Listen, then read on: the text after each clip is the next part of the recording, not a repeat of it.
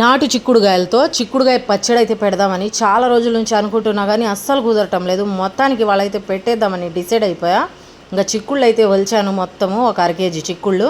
ఇవి చాలా ముదురి, ఎందుకంటే ఇవి ఇళ్ళల్లో చెట్లు వేసుకుంటాం కదా, వాటికి కాసిన కాయలు చాలా టేస్టీగా ఉంటాయి. ఆయిల్ అయితే వేసి ఒక పక్క ఫ్రై అయితే చేసేస్తున్నా అదే పచ్చడికి.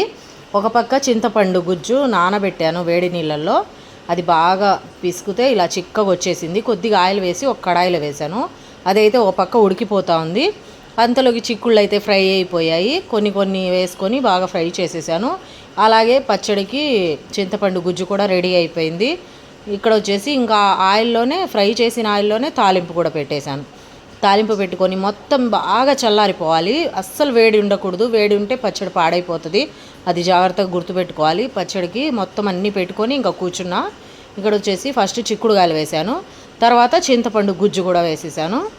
బాగా మొత్తం ఒక గంట సేపు చల్లారనిచ్చాను. ఇది అసలు ఒక ముద్ద వేసుకొని తింటే చాలు, టేస్ట్ అయితే సూపర్గా ఉంది. ఒకసారి ట్రై చేయండి, చాలా మంచిగా ఉంది. ఒక కారం వేసేసాను, ఉప్పు వేసేసాను. కొలతలంటూ ఏం లేవు. నేను ఒక 100 గ్రాముల కారం, ఒక 100 గ్రాముల ఉప్పు అయితే వేసేసాను, సాల్ట్. ఇది మెంతి పొడి. మెంతి పొడిలో మెంతులు, ఆవాలు, కొద్దిగా కచ్చపచ్చగా వెల్లుల్లి కూడా వేసేసి బాగా దంచేసాను. లైట్గా ఒక తిప్పాను. తాలింపు వేసి కలిపేశాను. ఇంకా అంతే. ఇంకా వేసేటి ఇంగ్రీడియంట్స్ ఏమి ఉండవు ఇందులో.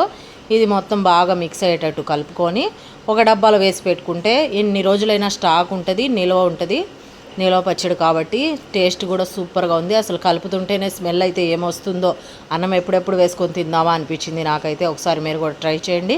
వీడియో నచ్చితే లైక్ చేయండి, షేర్ చేయండి, సబ్స్క్రైబ్ చేసుకోండి. ఓకేనా? ఇలాంటి మంచి వీడియోస్ కోసం సపోర్ట్ చేయండి.